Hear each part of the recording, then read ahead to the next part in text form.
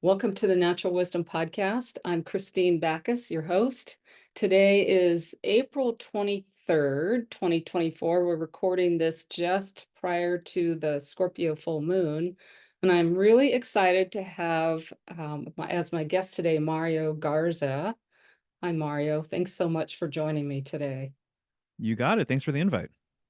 Yeah, we're going to have a very fun conversation about Saturn and symbolism. But before we get there, I just want to say a couple of words about this time that we're in, because it's such a fascinating time. We've had the total solar eclipse, also known as the Great American Eclipse, on April 8th. We've had we had a full moon eclipse just prior to that. And then just this last weekend, we had two sort of heavy hitter planets, Jupiter and Uranus, come together in a conjunction in the sky. And here we are with this today's full moon sort of ending a very action-packed 6-week eclipse season. And it has been feeling very up and down for me, and I know many others. In fact, in the last episode, we kind of went deeply into the astrology. But I wanted to say that today with the Scorpio full moon, it sort of feels like things are breaking loose a little bit. The eclipse kind of, or sorry, the full moon, this particular full moon officially ends eclipse season, but it's also a little bit of a purification of sorts. So we might be finding things coming up that need to be cleared. That's definitely one of the energies of this. And then the other thing I wanted to just mention about this full moon is it's in a square to Pluto, which is the planet of power and control. And so this I'm noticing, and I don't know if anybody else is noticing, but it's kind of like another iteration of noticing where you try to stay in control rather than stepping into your power to co-create and to simply respond. And so that's, to me, that's been one of the main themes of the last year or two, is the difference between power and control, and learning that I get to cooperate, but I don't get to impose. So that's I just wanted to mention that. And then Mario, I want to say a few words about who you are and why you're here, and then we're going to dive into lots of different things, I'm sure, but we might even talk a little bit more about the full moon, because I know you're already having a full moon moment. But so let me just say, so I met you, Mario. Well, I saw you first just a few weeks ago on Michelle's Healing Home podcast, where you talked about, I think the title was The Lost Lore of Saturn. And the person that had turned me on to that was Emily Trinkus, my colleague and mentor, who was with me just last week on the podcast. And I don't know how she found it, but she sent it to me knowing that I'm sort of an incarnation of Saturn and also a Saturn lover. And the things that you said in there were so unique and had so much more depth that got me interested. And I know that you do tarot readings, and you've been an artist and a graphic designer for, I think you've said, like 25 years, so quite some time. Hmm. And then at some point, you got really into this whole journey of symbolism and getting what I would call like really deeply into symbols and looking at the various layers of meaning. So I wonder if you might want to say a little bit more about yourself and what you do and what you offer. And of course, we'll put links to your website and other things in the show notes too. Sure thing. Sure thing. Well, once again, thank you for having me. We had a great conversation. You actually booked a tarot reading Yeah. a week or two ago, and I thought you were a lovely person, and we talked about a lot of interesting things. And yeah, I've been a graphic designer for 25 years. I've always been very artistic, and so I naturally have been drawn to just all things aesthetic. I've always appreciated art history and things like that. I was really lucky to come across graphic design early on in my teens. And so actually, it's really funny. The first time I heard the word graphic design or the words graphic design, it really resonated. It was almost like a bell went off. I remember I was in junior high and someone had mentioned that their father was a graphic designer. I was like, graphic designer, why does that sound familiar? I know nothing about that, but there was something about it that really clicked with me. And then all of these years later, now I can kind of look back and see that there was some sort of, I don't know, something, resonated because of where my life had led me and how much time I've put into that craft.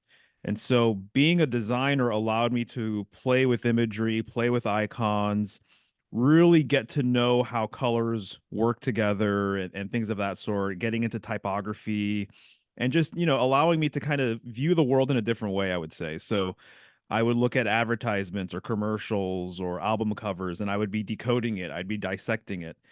Eventually, at some point, I went to film school. And then I realized that I really liked decoding films, student films, and bigger projects and things like that. And at some point, I found the tarot, and the tarot really just opened me up to everything. So, astrology, occultism, mythology, numerology, aspects of psychology, things of that sort. So, really, the tarot was kind of the gateway for me to open things up in a much broader way. And prior to that, though, I was getting interested in just symbolism in general, and I didn't realize that you could buy books on symbolism. I remember the first time I came across a book on symbolism. I was like, oh, that's cool. You can actually just look into the meaning behind the lion or the bull or something like that. And so I started collecting these books over the years, and that has helped me become a better artist, a better designer. But it's also really helped with all of my work related to astrology and occultism and esoterica and things like that, because as I come across different myths or different aspects of each sign, like Saturn, I can look through a bunch of books and read the entries for the scythe. What does the scythe mean, as an example? And so it's really been this beautiful sort of trajectory where my design, artistic sensibilities merge with symbolism and all this other stuff with astrology. And at some point, I just realized that I want to talk about what I'm learning with symbolism. So I started Symbolic Studies. And from there, I just decided that if I'm really going to be a good symbologist, I need to have a strong foundation with astrology. And so I tend to publish content about each sign during the sign itself. So it was during Capricorn season, I believe, is when we did our last Lore of Saturn project. I love that. And it's interesting that you came to it through the visual, excuse me, a visual media rather Mhm. than, some people come to it through story and the written word. And of course, you can't really separate them, but they're different entry points. That's right. Yes, exactly right. So my eye has been refined over the last 25 years to just see things a bit differently than other people. And so I am very visual. So a lot of my projects are visual as well. And so when I do presentations and things like that, I like to have a lot of imagery. And when I make videos too, I make really short videos about the signs. I like to just pack a lot of imagery in there as well. So yeah, absolutely. It's a different entry point for sure. Yeah, I wonder, how would you define symbolism? I think that, yeah, I'd be curious how you define it, or Yeah, if you, that's a really good question. I've read a bunch of different sort of definitions over the years about it. And I think what I would say is simply put that everything is symbolic. Everything breaks down to being a reference to something else, essentially, right? And yeah. symbols are used for communication. So around me, right? All of everything in this room has symbolic value. This candle, there's symbolic value behind the candle and the flame and the water, in this cup before me. And so, really, it's a medium of storage in a way because it's a reference to something else. But it's interesting that symbolism to me, too, like all kind of communication, it can break down. It breaks down. There's something that can be lost in translation as well. In one way, the flame is always going to have certain attributes associated with it, but the flame fire might mean one thing to one culture and then something else to another culture, right? That's kind of what we'll be getting into with Saturn as well. And that the symbolism can kind of shift and change and be influenced by different things. And so with communication, I tend to think about how things can get lost in translation with communication. So I might say God, and you might have one perception of what God represents versus what I think in my mind, or love or something like that, right? And so there's this interesting dynamic with each symbol in that it contains a huge well of information, a huge history of information. And sometimes, what's happened to me over the years is that what I first thought about a symbol shifts and changes over the years. That's what happened with Saturn for me. I had one interpretation about what I really thought it was about early on. The more I did research, the more digging I did, the more I studied the symbols associated with Saturn, the more my perception changed. And I realized that, the symbolic value of Saturn has changed as well. But yeah, symbolism, to me, symbols are really they're the basic sort of essence of kind of anything and everything here in a large way, because words are symbolic. The letters that we use to write and create words are symbolic as well. Literally the syllables, that are coming out of my mouth, symbolic. So whether, it's a visual thing, or it's something that's, coming through your various senses, whether you're hearing something or you're feeling something too, there's a symbolic nature to everything. And so I tend to see it that the world of symbolism, the world of thought, the world of ideas, the world of dreams, that is to say too, in another way, from my perception, the world of spirit preceded the physical realm, preceded the material realm. And so to me, symbolism preceded the actual objects that represent these symbols. So it's like the thought form came first, the concept came first, and then the object came to be, then the material aspect of whatever it is you're talking about came to be. So I would say, arguably, the sort of thought form of a flame preceded an actual physical flame itself. The idea was crystallized before any such fire ever existed. Right. Yeah, I love that. And of course there, yeah, you're not the only one that says that, right? I mean, Correct. that's Yeah. how, in fact, one of my favorite examples is that this pen had to be somebody's idea, right? And it came out of a sense of desire to make a pen. Yeah. Yes, exactly right. Yeah. So it's really interesting. I tend to think of, symbols as, there's an idea of like an all father or like an all mother. I think that with every single symbol. So there's the idea or concept of an all flame, an all pen, or something like that. So when I see the, gods and goddesses, and I read mythology, I really kind of think that what we're referring to, say as an example, it's when we're talking about, I don't know, just as an example, Isis or something. It's like every mother is Isis, every woman is Isis, And so Isis isn't some crazy foreign concept that exists really far away that you have to try really hard to interact with. It's like it's the woman that you see before you. It's that aspect of you as well. You have an internal aspect related to Isis or whatever it is you're talking about. So that's how I tend to kind of perceive things. So every mother is the all mother, right? And so she is, the goddess of heaven and earth. She is Virgo, as an example. So that's how I tend to perceive things.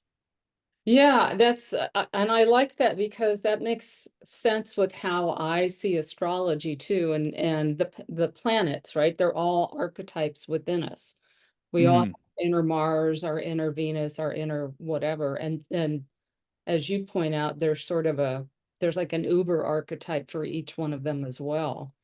And Saturn's a great example, right? It's one of the well, let's get into that a little bit because it's one of the things I see as an astrologer is that Saturn seems to be maybe not always the worst, but mostly the most misaligned planet. Hmm. And of course, Saturn represents the energy of contraction, but it also represents that inner authority and inner integrity. And you and I have had this conversation that that's what we are so conditioned to put outside of ourselves. Hmm. Hmm. But I'm curious how sort of how you came.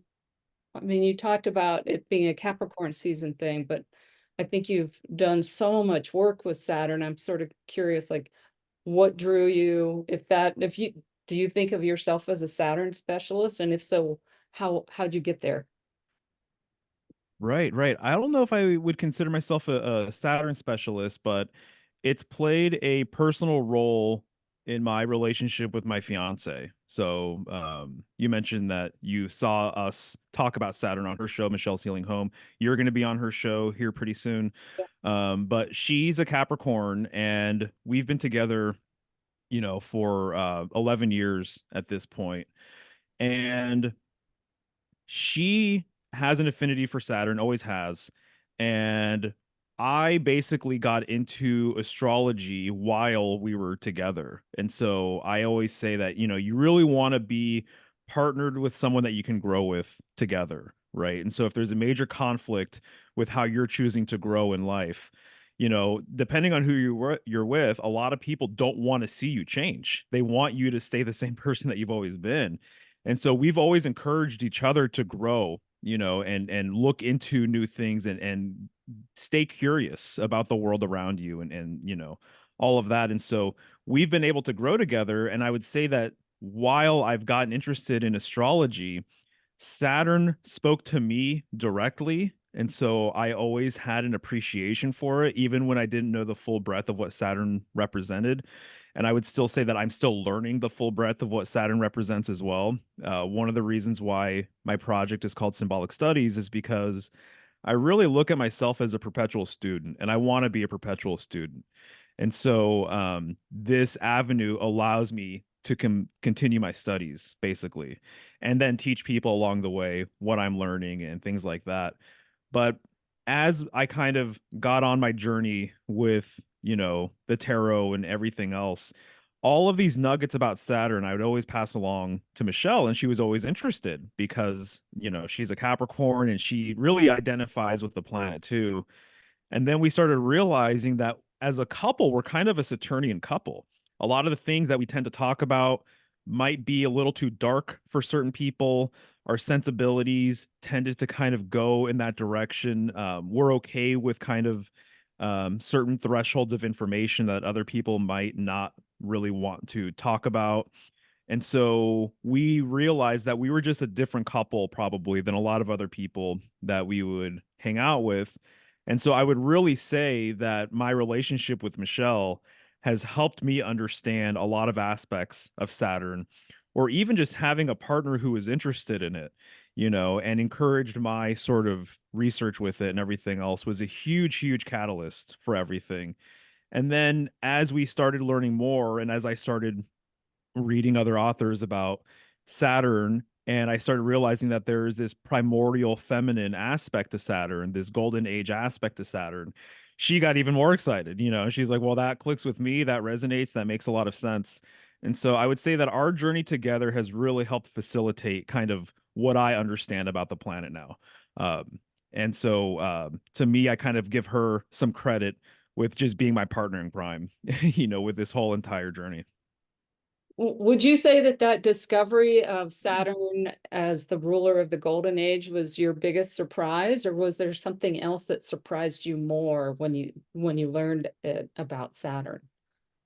Yeah, it's really interesting. So I come at symbolism, and I kind of have a different perspective, I think, than a lot of other maybe symbologists.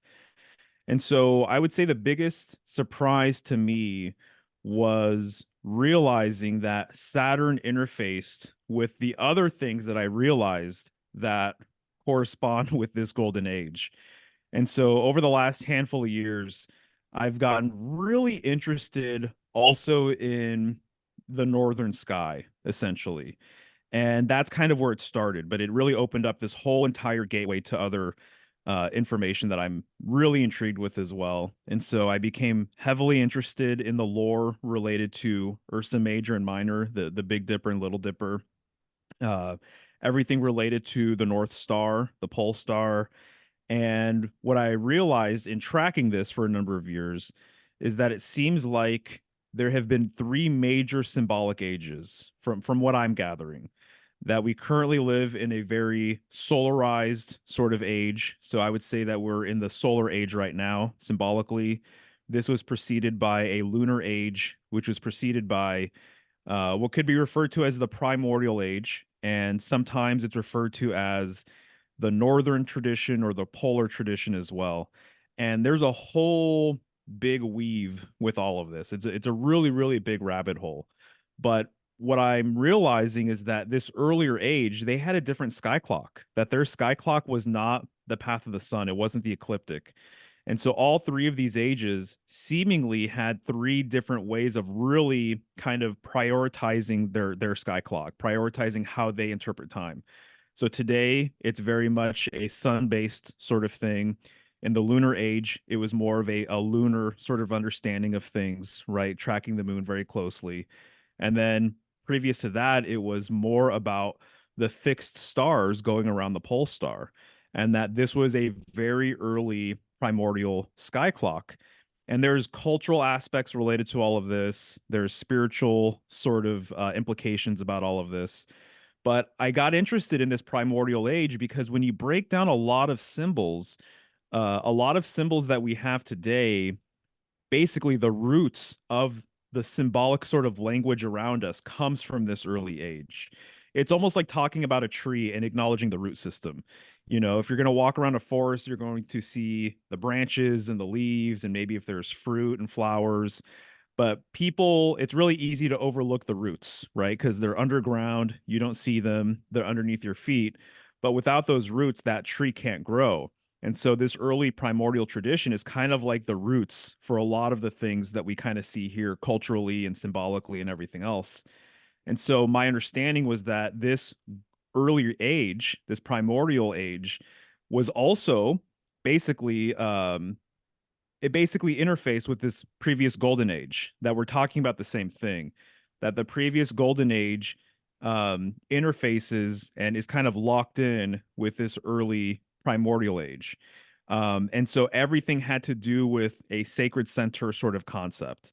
Everything had to do with, you know, what's at the center of everything, the center of self, the center of earth, the center of the universe, which you could see that early man, you know, if you're paying attention to the fixed stars, that all of the fixed stars go around one central star, which would be the pole star.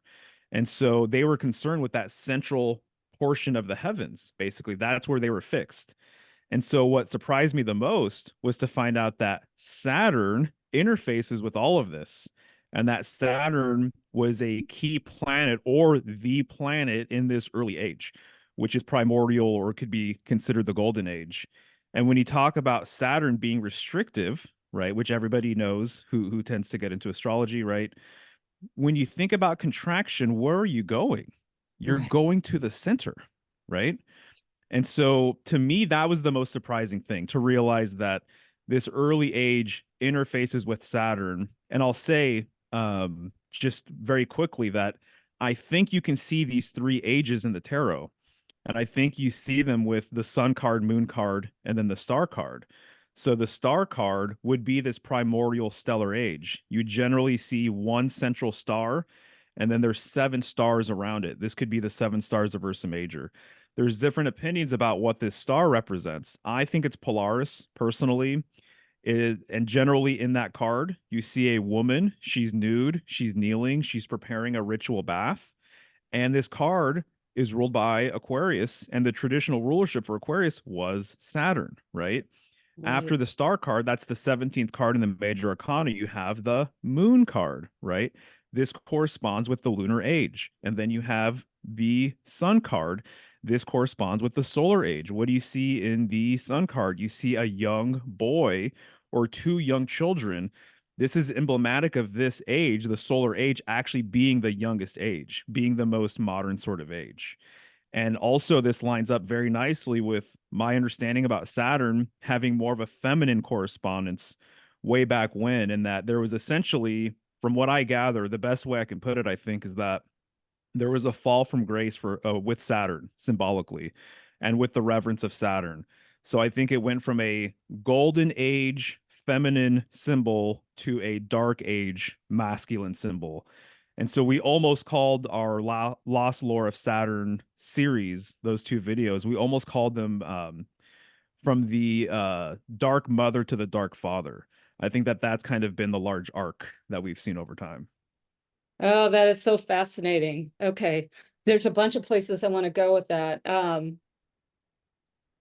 And I'll be curious kind of what your read is on the golden age, but what little research I've done, and I wish I had the citations handy, but they're not. I can send them to you later. Or if I Sure. find them, I'll post them in the show notes too. But when I was I did a whole program on Saturn last year, and when I was talking about Saturn as the ruler of the golden age from the description that I have was when there was peace on Earth. There was harmony between humans and the Earth itself, and harmony between humans and nature, harmony among humans. And one of the people I heard about this from first talked about the fact that at that time there was what he called sincerity of soul. And Mm. so the way I kind of interpreted that is that the rules were on the inside, right? That Hmm. people were living in integrity, not integrity with some outside standard, but integrity with themselves and their souls. And so, and that Saturn represented that that sort of complete balance. And I'll say one more thing that I'd be curious about your take on is that the closest I've been able to see a historical reference for this, and the woman who wrote the Chalice and the Blade talks about it. It was the period of time on the island of Minos, I think it was called, the Minoan culture. And I don't know if you're familiar with the Minoan snake goddess, but it's a woman who's naked from the waist down, or who has her breasts exposed. I don't know if she's totally naked, but her breasts are exposed. And she's holding a snake in either hand. And to me, where I'm going with this is that that feels very much like Aquarian symbolism, right? The two snakes, which is the symbol for Aquarius, unless you consider that waves and water or electricity or something. And that to me, I have at least proposed that she might be the feminine face of Saturn. Now, I have no proof for that. I don't have any good reference material, but the symbolism feels very familiar. So I'm just curious what your sense is of that.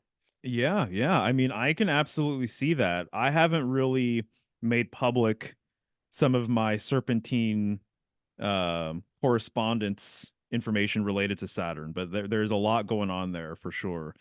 And it's interesting because I see Saturn, especially nowadays, there's arguably a lot of information related to Saturn that has to do with the sort of end of a space, right? The partition of a space, the walls of a place, right? The shell of an egg is kind of something I always bring up.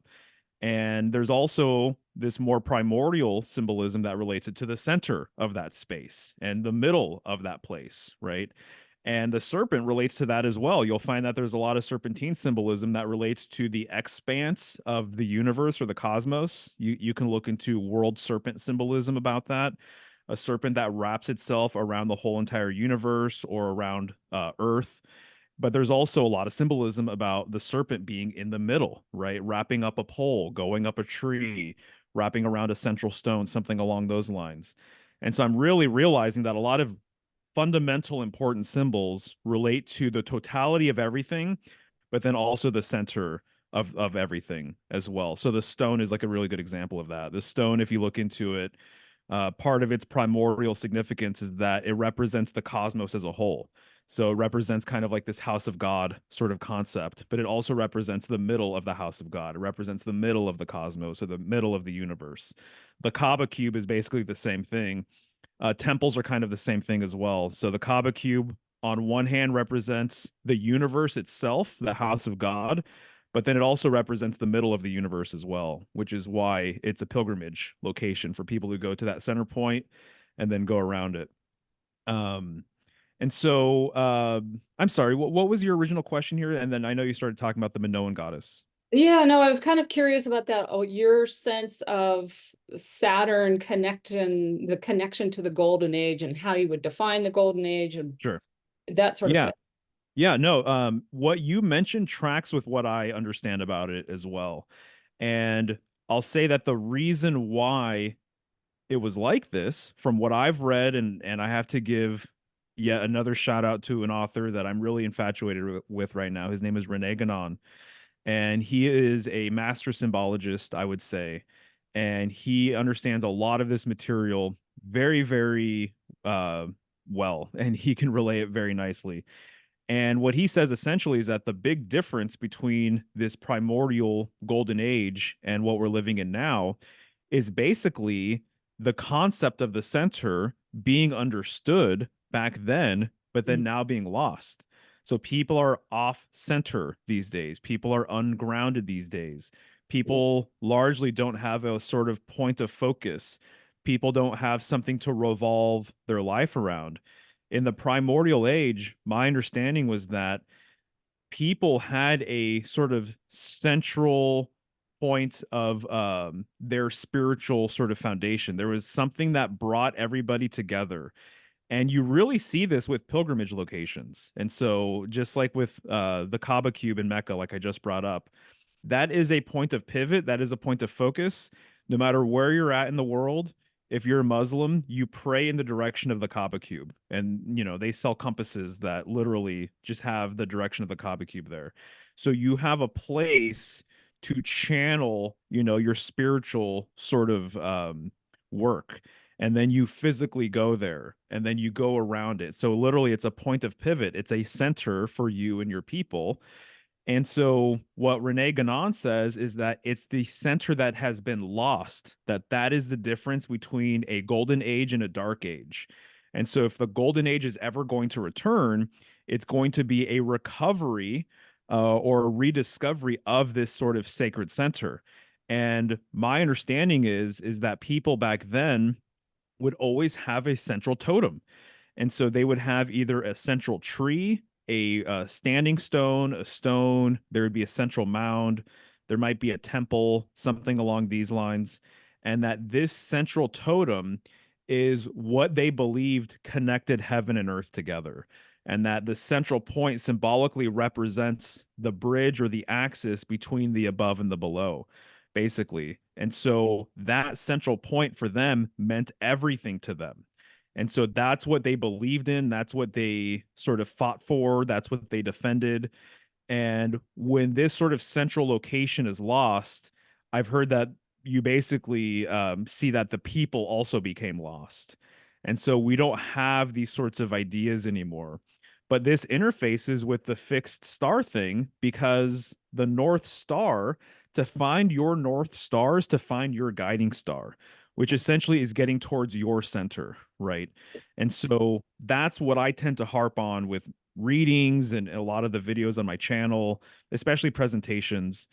I like to talk about this idea because as I'm learning about the sort of metaphysics and symbolism of the center, I'm getting closer to my center and I kind of feel like I'm finding myself, like my authentic self, my authentic path. And so one sort of symbolic relationship with all of this is the wheel.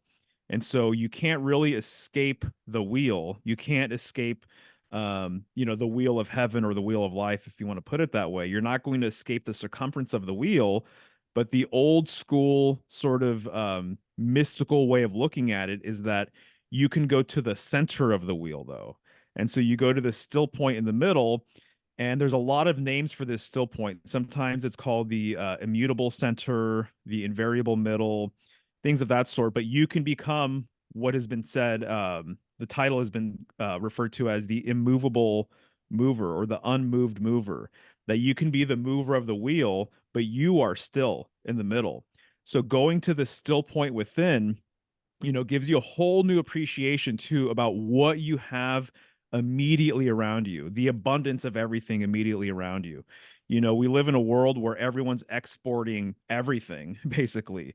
And so everything to them is outside of self. And so when you are basically looking for external validation, external sort of, information and everything else, you're going to receive a lot of other things that kind of come with that. There's a lot of baggage that comes with that. And so I think that people in this golden age, everything was coming more from this inner sort of place, which gave them a center and grounded them. And that's why people, I think, were able to get along. And that's why I think people were more holistic and things like that. And they were probably more so concerned with what's happening immediately around them. You know, they probably had their own central totems that they considered to be at the center of the earth. That's kind of the correspondence with all of these central sort of objects, the Kaba cube and things like that. The Omphalo stone is another example. There's a lot of different examples all over the world of this, but one of the things you'll find is that this central object to them, to these people, they often consider this to be the center of the world. And in a way, they're symbolically all right. And that this is actually a very healthy thing for people to have this kind of reverence for something in their backyard, not something that's, you know, around the world or what have you. Yeah, and you know, what it makes me, I mean, it makes me think about a lot of things, but you know, Saturn rules the skeleton Mm. and the skin. So there you have the center and the periphery, right? Just as you're talking about.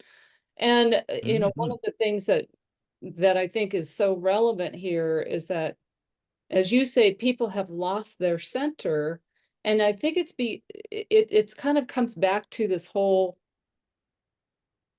what I, you know, I consider my work with Saturn to be helping people come back to my center, right? To coming back into integrity with myself, bringing back my frame of reference, my point of reference to my own center. And you've said it before too, is that, you know, we as humans fulfill some of the same purpose, if you will, as a tree, right? We connect heaven and earth. But we can only do that when we are what I call vertically aligned, right? But and you can think of it as chakras, you can think of it as skeleton, and whatever you want to think about. It's that alignment between my top and my base, and that everything is in integrity, right, within. It's not integrity from out there. I think that's another misused word, but it's that integrity with myself. And it's interesting. There's when I was doing workshops about this time that we're in this about a 7-year time of transition. The I went and did a little bit of research on human design just because something caught my attention. I don't know very much about it. I'm not a human design fan or practitioner, but the founder of the human design, one of my favorite quotes, and he's talking about this 2027, what they call the Great Mutation, is you can't trust the authorities out there anymore, so stop. And the theory, as I understand it from them, is that we're in this transition from everything being outwardly focused, right? My purpose is out there, I'm fitting into a box of the culture, or I get approval from out there, or authority is out there, experts are out there, to a time. And I think this is a very Aquarian concept where my true north, my guiding principle, my center is in here. And that seems to jive with exactly what you're talking about. And in a way, it's almost like this is how we, as you'd say it, maybe return to the golden age, or return to the next golden age, right? We're not going back, we're going forward. That's it. That's it. Exactly. Yeah, that all makes sense to me. That's how I tend to perceive everything as well. And it's really interesting when you look into the symbolism. I'm just thinking of right now the symbolism related to spinning or revolutions or cycles. When you go clockwise, that is more of an expansive and what has been referred to as a solar sort of dynamic. So I think it's very interesting that we all, you know, grew up probably with clocks in the classroom and things like that, right? There's 12 numbers. That's a very solar sort of number, right? And when you see the hands going clockwise, that's actually more expansive. And so that's what I think makes a lot of sense with living in this solar sort of paradigm right now is what people are doing with externalized everything, experts and things like that, as you're saying. Now, when you go counterclockwise, this is known as being a polar rotation, meaning that it's more restricted. It actually goes towards the center. And so I think that's really the key here, is that you want to go towards your center. People have said for a long time, know thyself and you'll know the universe. Yeah. A lot of meditative visual works of art have that sacred center right there, the mandala as an example, right? Everything is based around that center point. And as I mentioned, the wheel, right? Everything revolves around a central sort of point. And that center point relates to this axis, right? That bridges the gap between the above and the below. And so I can co-sign basically everything that you're saying, because I think that that's really truly where it's at. And so Saturn plays a part, and historically it seems as though was aligned with that central point. Yeah. But nowadays we only focus on, the external sort of circumference of the wheel, or what's happening outside of self, and things of that sort. But yeah, absolutely. I'm really passionate about this topic because I've seen a difference within myself. It's kind of been said that if you're thinking too far ahead, you're going to be prone to anxiety. If you're thinking too far in the past, or you're prone to thinking about the past, you might be prone to depression. But being in the present moment, you're going to be prone to peace. And that still point in the middle of the wheel, kind of what we're referring to here, that is indicative of presence and stillness. So once again, the pole star, all of the other stars have their own sort of cycle, but the pole star is the only star that's going to be there night after night, the exact same spot, and never move. At least from our perspective on Earth, and at least from our, lifetime. In our lifetime, it'll be in the same place. Yes, and everything that you just said, like a big yes. I mean, I think, yeah, like that, Saturn's been life changing for me too. It's like I really got just like light bulbs coming on in the last couple years. I'm curious, like, what else would you say about, well, even on a practical level, how have you found yourself not just seeing Saturn, but working with Saturn to come towards this sense of being centered in yourself? Have you got like specific things you learned or specific things you do or Yeah, yeah, sure. I mean, as an example, this is really it's a small thing, but I think it's fascinating, and there's a huge symbolic overlap with this. But I have a compass on my altar as an example. And so I have a compass on my altar, and where do all compasses point?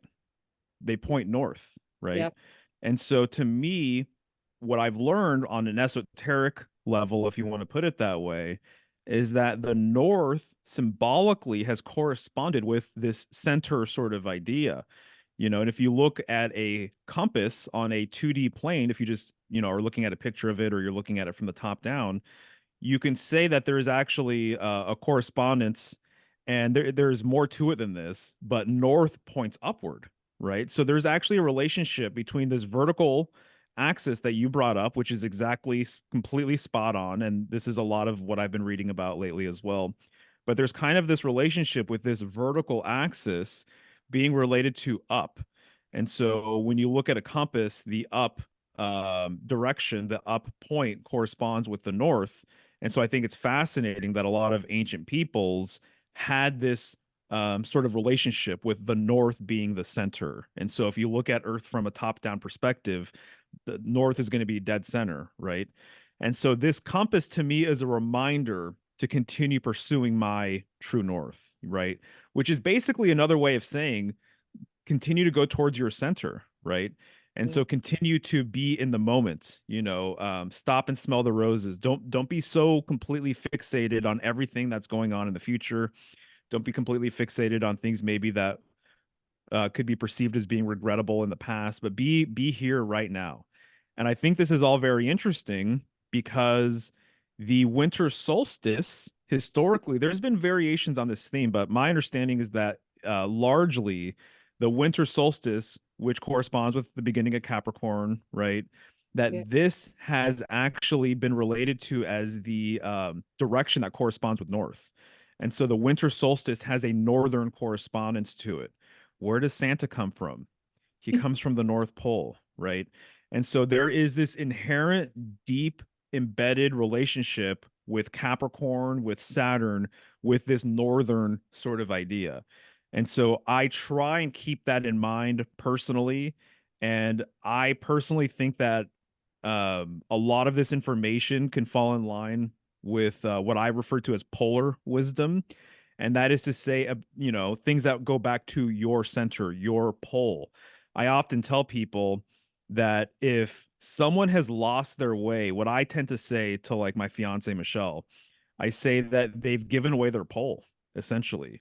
And so you need to reclaim your pole. You need to reclaim your center, right? You need to bring things within. You don't need to completely externalize, your life and seek external validation. And so what I like to say too is that I think that, it's probably for the best, and this is how I live my life, but I'm not looking for an external messiah, and I'm also not looking for an external scapegoat either.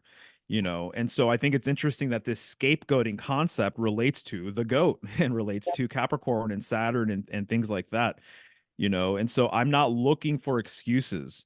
I want to be responsible for my own actions, and I want to own my actions, and I want to sort of basically what I've tried to do is really hold up all of my sort of stuff, all of my decisions in life, and I'm trying to put it on a pedestal instead of trying to sweep it under the rug.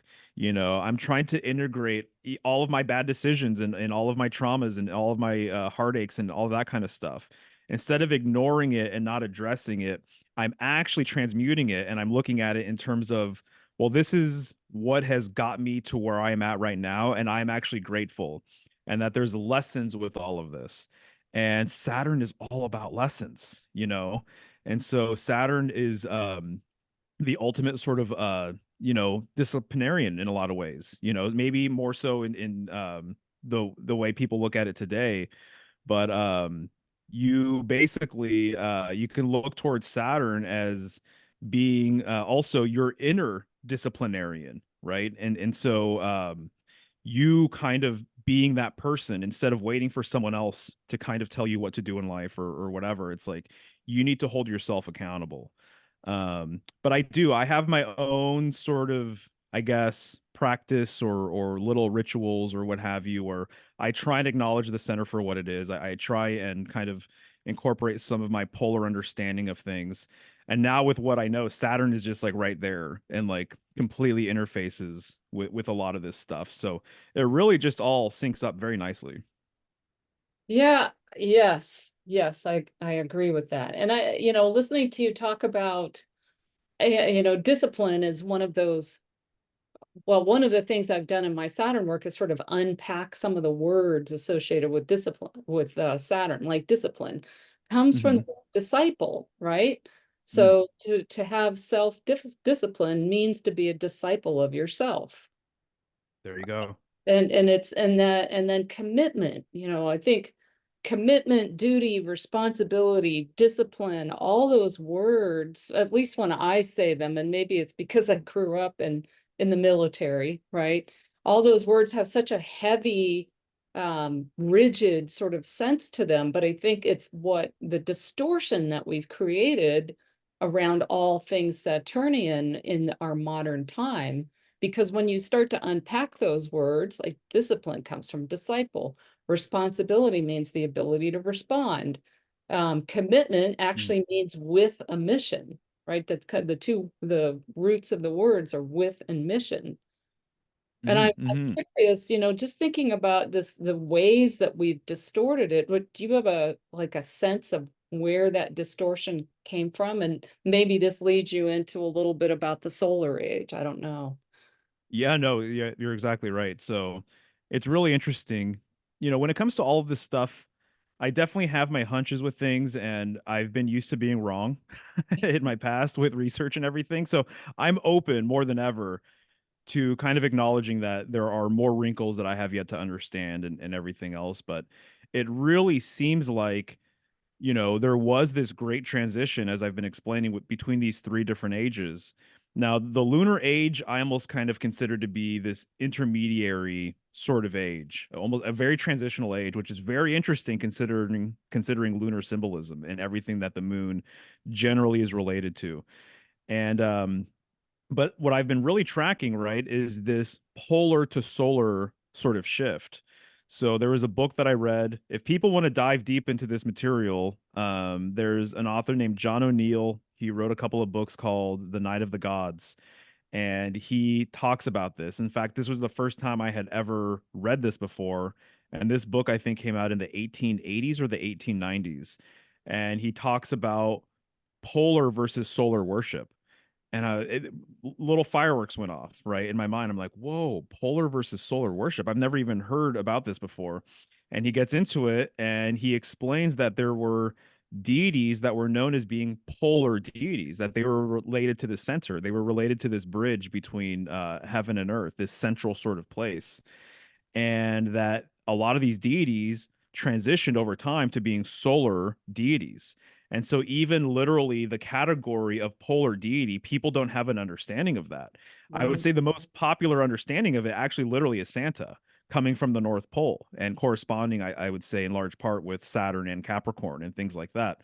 But the example he really got into was this Egyptian god, Ptah. And so Ptah has a shaved head. He stands very upright. He's holding a staff right in front of him, the pole. And actually, this is where we get the Oscar statue from. The Oscar statue is essentially mirroring Ptah, basically. And he was saying that way back when Ptah was a polar deity, over time he became a solar deity. And so I think a lot of the distortion with this has to do with heliocentrism, with the solarized age, with the introduction of the sun now being the main focus, now being sort of the focal point. And so to me, this explains the whole transition from a lot of signs, constellations, deities being feminine way back when to being now more masculine. Because we're in Taurus season, I feel like Taurus is actually a really good sort of example of this. And I think I brought it up in that presentation, the Lost Lore conversation, that when I think of Taurus now, I see more of the feminine, and I understand that there's a huge feminine correspondence. You're dealing with the middle sign of spring. You're dealing with a sign that is ruled by Venus, versus back in the day, I saw it more so as a masculine thing. I would think of the angry bull, the muscular, strong sort of bull, that presence. But when you look into it, that doesn't really track with how people used to view bull symbolism or cow symbolism, rather. It was me going to India that I really see the other side of it. This reference for the sacred cow, and the sacred cow being referred to as like the second mother of mankind. And it gives so much, right? And then how Hindus generally depict the cow, it is more feminine, it is more motherly. So when we think of Taurus, it's actually the feminine cow, not the masculine bull. And I'm also inclined to think too that Capricorn being the goat, it was actually more of a she goat back in the day Yeah. versus a old sort of masculine kind of goat figure, right? And so it was more about, the dark feminine or the crone, and now it's kind of the old man. So from the crone to Kronos, I think that's really interesting. Kronos having crone right there in it. I think that there's some sort of relationship there that's probably worth digging into a little bit. So I see with the sun becoming more prominent in every aspect of life, I think, and especially symbolically being the symbolic sort of center for modern man. I think that that's when a lot of this distortion came into place. I think that's when a lot of things became more masculine, and that's when the feminine got swept under the rug. And I think that this also corresponds with this kind of off-center sort of business, because the sun kind of demands your attention, and for good reason too. It's so brilliant. It's the most brilliant, luminary in the sky. Woman and symbolism associated with the woman tends to be more passive. And so there's a lot of myths where like the solar deity is this big, bright, expansive, projective sort of thing, wants the attention, wants the glory. But I think that the arrogance with a lot of these myths with that figure is that he thinks that he's the supreme deity. He thinks that he is the end all be all sort of God. What he doesn't realize, like in the Gnostic creation story, is that he has a mother, that he came from somewhere, you know. And so that's what you see in the Gnostic creation story. The demiurge doesn't realize that he has a mom, Sophia, but yet he is so powerful that he can kind of trick himself even, or convince himself that he is the main deity, the end all be all that has ever been. But this is just part of his blindness, part of his arrogance. Yeah, oh, I love that. And you know, it's the whole masculine feminine, of course we could probably spend another hour on, but one of the things that struck me when I read that book, The Chalice and the Blade by Brianne Eisler, is that she's talking about kind of the shift from the chalice, the feminine, to to the blade as being, you know, the power, just as you're talking about this, the shift to the solar age. But then what she says, and again, it goes back to the island of Crete and the Minoan culture, um, is that there was a time which we can't conceptualize anymore because of the like our conditioning, but there was a time where things were in balance, and it was the masculine didn't have superiority and power over the feminine, but the feminine didn't have superiority and power over the masculine. And that, and it seems very similar to what you're saying, is that, you know, we've gotten, because we're so off center, we think that one side, right, has to be stronger than the other, and that there's one that's always in control or in power, because we can't even remember when we were fully centered and things were literally in balance. And of course, uh, you know, Saturn is exalted in the sign of Libra, which is the sign of the scales, which has that fulcrum point, where we're centered. That's right. Yeah, exactly. Exactly. And it's interesting. I did two shows called The Axis of Libra, and I got into that fulcrum point. I got into that vertical axis of the scales and how it actually relates to this world axis, northern kind of concept that I've been harping on about here. And that's interesting too, this balancing point, you know, that's why for me, I tend to personally, if I had a planetary sort of reverence that is higher than anything else, for me personally, it would probably be Mercury. And Mm. that Mercury, you know, is it speaks to me on so many different levels, as do all of them, all of the planets, you know, but Mercury being this the culmination of the masculine and the feminine, this sort of divine androgyne sort of thing. You know, kind of being more so the middle path, or the middle way is how I tend to perceive it. But one of the things that I've learned is that Saturn seems to have a mercurial sort of aspect related to it too, with exactly what you're saying, you know, this balancing sort of dynamic, right? And so I tend to see Mercury everywhere. I see it with so many different signs too, and so many different myths where I'm like, what isn't Mercury? You know? So it's one of these planets that I'm still continuing to unpack and learn from and everything else. Um, but yeah, you know, the center of the wheel is the most balanced place in the wheel as well, you know. And so when you look into wheel symbolism, it's said that the center, the middle, is where the reconciliation of opposites occurs, where things are actually truly unified. You know, the circumference of the wheel, this relates to multiplicity. This relates to a lot of things kind of being divided. You can almost look at the spokes of a wheel, right? You have all these different wedges, right? But it's the center point of the wheel where everything really comes together. And in that way, kind of symbolically represents like the monad, or the one, if you want to put it that way. Um, but yeah, fascinating stuff. I love all the things you're bringing to the table too, by the way. And the discipline thing with disciples, I had read that at one point, but it's definitely worth kind of chewing on again, because a lot of these words have been completely distorted, but the meaning behind it, when you really dig into it, there's just another layer of information that kind of comes out that's really valuable. Yeah, yeah. Again, my brain just went in about five different directions, I believe it. too. What else? There was something else I want to ask you, but it just kind of went out of my mind right now. What else? Yeah, no worries. What else is on your mind about Saturn and the symbolism and the poles and Yeah. solar versus? Yeah, yeah. One of the things that I wanted to mention too is just it's so fascinating to me. What I've learned over the years is that there really are different tiers of gods. And so you could say like a new celebrity, someone that gets really popular right now, especially in the, age that we live in with TikTok and social media and things like that. You can become famous overnight, literally, and your life can change forever.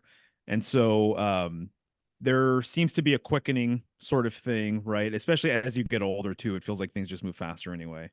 But that would be an overnight deity. That would be like an overnight god, as an example, symbolically. Someone who really reaches kind of fame and stardom and everything else in this day and age. That's like an overnight sort of god being initiated into this sort of new kind of thing. But there are gods that have existed, for a very, very, very, very long time that will continue to exist for a very long time. And there are just different tiers of deity. And so that's what I've learned is that the solar deity in many ways is a younger god, Hmm. and so that's why on the sun card you have this young child, either on a horse or two young children in front of a wall. I think he's a younger deity. And so what I've learned and tracked over time, and some of this gets very, very esoteric, but the oldest deities correspond to the north, which is really fascinating to think about. And so a lot of the oldest gods come from the northern sky. And so I've read this a number of times at this point from different authors. So to me, I feel like there definitely is something there. And the goat has essentially been used as kind of the animal totem for some of these oldest gods, basically, and so I'm thinking of like Pan as an example, or some of these other goat gods, where basically they represent an older period of time. They represent a more primordial time. They represent a pagan era, basically. And so when you look into mythology of Pan, Pan died when Christianity came into play. And so there's this whole thing about the great god Pan is dead, and all of the animals in the forest mourned. They say that when he died, it was announced, and you could hear the animals of the forest weep, basically. And so to me, this is a symbolic representation of this age shift from a primordial time, which has more of a polar northern sort of aspect to it, to a Christianized sort of newer time, which is more of a solar thing. So again, a polar to solar sort of shift. And so that's what I wanted to mention, is that the goat seems to me to have always interfaced with this older classification of God from an earlier time, basically. And so that's another thing that, right along the lines with Saturn has been scapegoated, right? The goat itself, wild and rambunctious and lusty and all of these different types of things. And so where does that come from? I think it came from this sort of shift, right? But when you look into goat symbolism, it's the way I tend to perceive it is a lot of this heavy energy. Saturn is obviously, related to lead and the color black and things like that. There's a whole conversation to be had about ascension, right? What does ascension really mean? I really see it as just getting closer to your center, Yep. which corresponds with that vertical that you brought up, that vertical axis.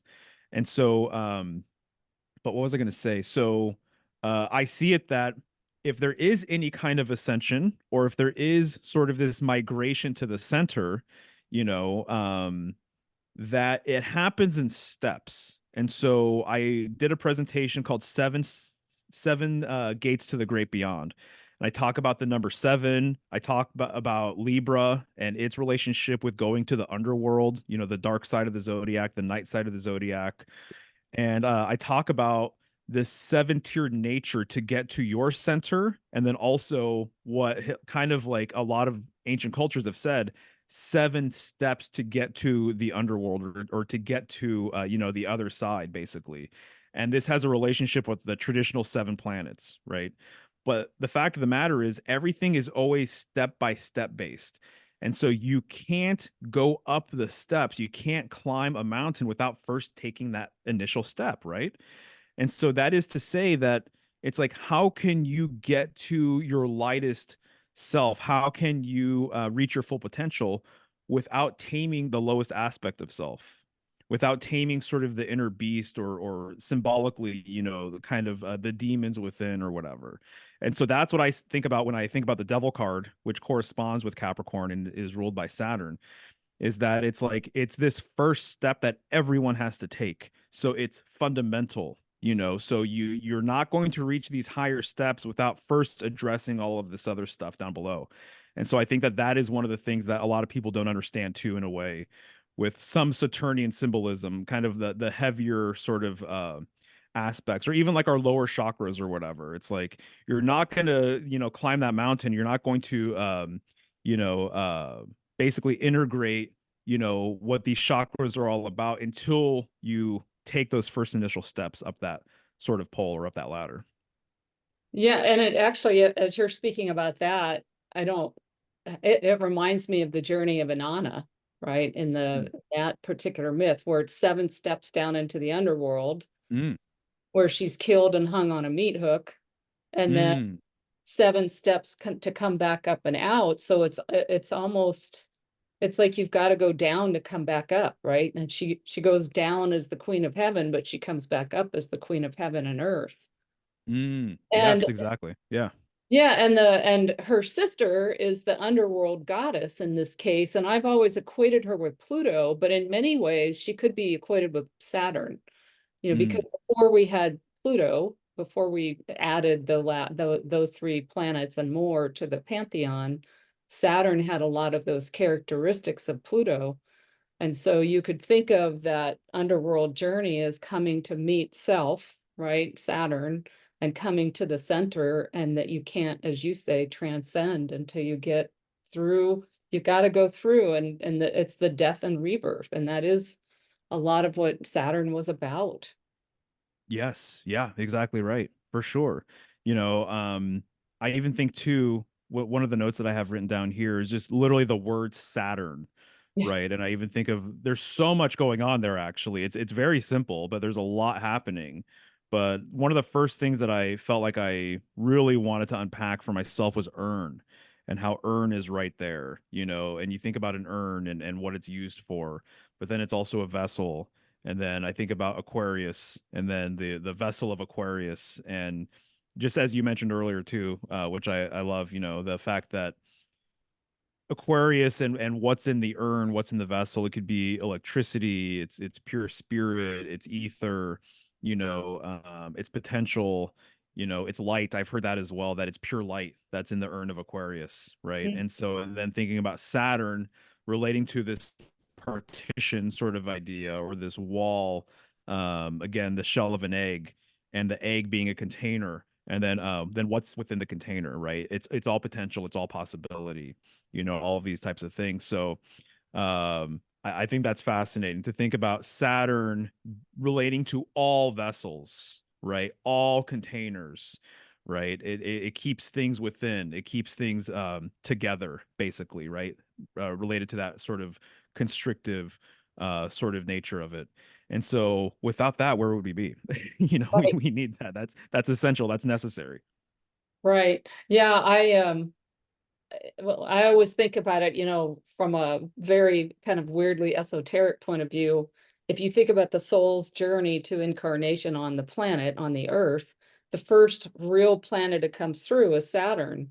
And I always think of that as the funnel, right? The necking down of the infinity of the cosmos.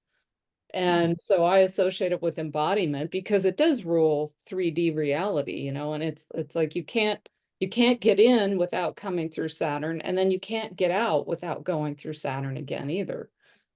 That's right. Yeah, exactly right. 100%.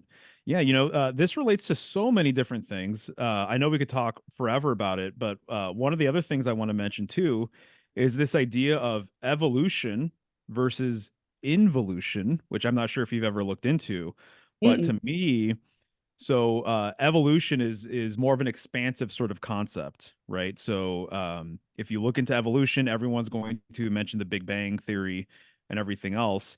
I perhaps wonder if this is actually an inversion of how things potentially happen, that before expansion can happen, there was a great contraction.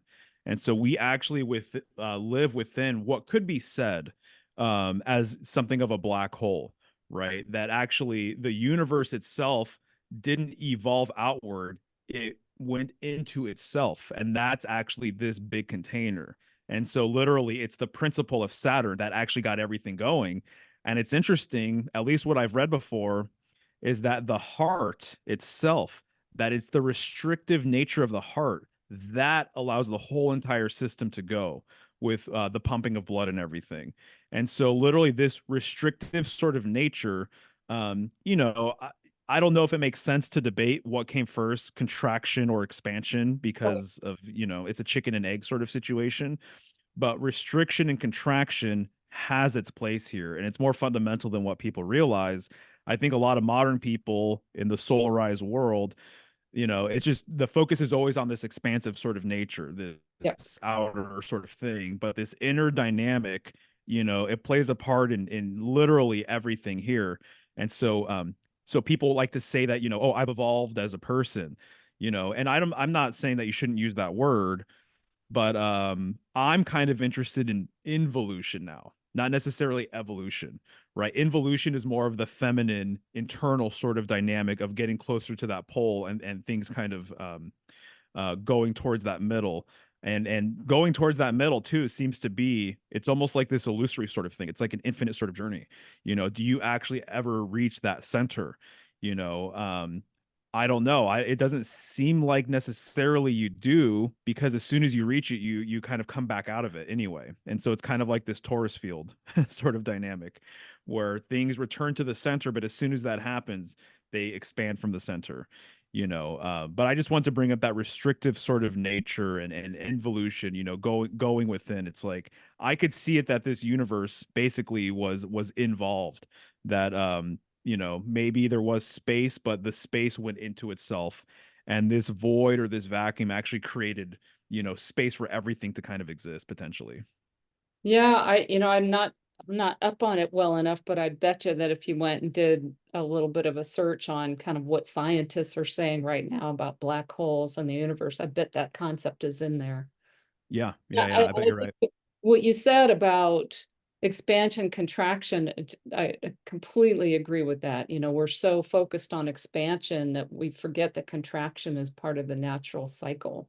But I Yep. think, kind of we're just so out of touch with the natural cycles in general, and we forget that things aren't static and they don't go in just one direction.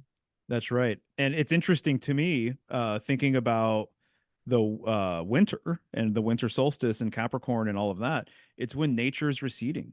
Right. It's when nature is receding. It's literally when leaves are falling off of trees, and things are more dormant and cold. It's when hibernation happens for certain animals and things like that. So it's when people go inside more, which is going to bring you inside more, you know. Yeah. And so it's just that time.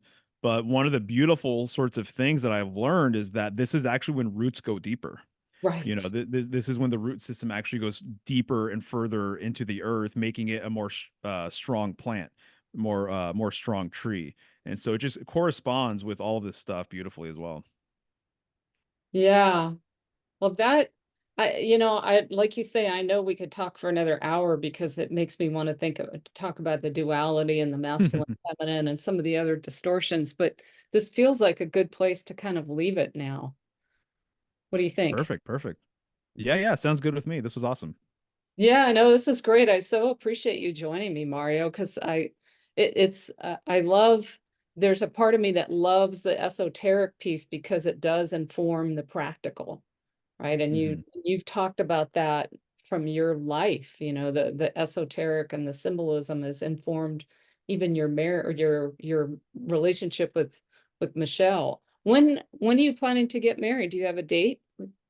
We do. It's September 14th.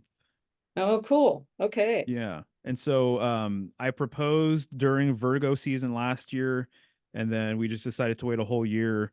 And then for my money, I know this might be a really simplistic way of looking at it, but there's a lot of bridal symbolism that corresponds with Virgo. And so I thought that kind of worked out nicely that way. Yeah, I love that. And to me, Virgo is like the, the priest or the priestess that unites the sacred and the mundane. And that's what, in a lot of ways, that's what you're doing, right? With marriage. Absolutely. Yeah, Yeah. 100%. Oh, that's so cool. Well, thank you again. And for those listening, the link will be in the show notes, but it's symbolicstudies.com, right? Is that correct? That's it. Yeah. And then you're also on Instagram under Symbolic Studies. Yeah, so they can find all my links on my site because there are some variations with how it's spelled just because the accounts were taken. But if they go to symbolicstudies.com, they can find everything there. Okay. And do you still have you have a Patreon site as well? Do you still have that? I do. I do. That is patreon.com/symbolic studies. And up until this point, it's basically been a sort of general support page. But I'm actually starting a new series that's going to be exclusive to patrons and supporters. And that's going to be a major arcana series. So, what I'm going to be doing is going through the major arcana one card at a time. And this was inspired because a student reached out, wanted to learn more about the tarot, and I was surprised that he even suggested it, but he said, let's spend one session per card. And so we spent 22 weeks going over each card. And I wrote a ton of notes for every single card, did my research and reviewed, what I had around with each card. And then when we were done with the major arcana, he said, "Can we do the rest of the tarot?" I'm like, "If you want to, that's a lot of cards." And so we didn't do one card per week, but I think we did two cards per week. But anyway, I was with that student for months talking tarot, and I walked away with a lot. I walked away with a new appreciation for a lot of cards, a lot of new nuggets I hadn't really considered beforehand. And so I'm like, this would actually be a really good Patreon exclusive, is just to put together one presentation, really dive deep on every card too. There's a lot of resources out there where you can find the basic information. And so this isn't a 101 sort of thing. This is for people who want to learn like, some of the more esoteric sort of aspects of each card and the deep, deep symbolism with each card. So that'll be launching here within the next couple of weeks. That's exciting. Yeah, that's really exciting. Well, and having had a tarot reading with you, I love the way that we really got to go into the nuances and the depth of it. That Excellent. I appreciate that. It's I like to work that way with getting below the surface level that you can find pretty much anywhere. Right, right. Exactly. Exactly.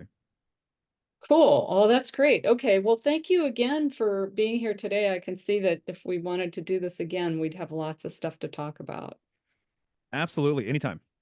Yeah, and thank you all for listening to the Natural Wisdom Podcast. And the only other announcement I have is that if you missed my workshop on empowered astrology and how to kind of unlock some of the distortions, I'll put the link in the notes again, and it's still available by recording. And Mario, I'm just going to stop the recording and we can chat for a minute, but thank you again for being part of the podcast. You got it.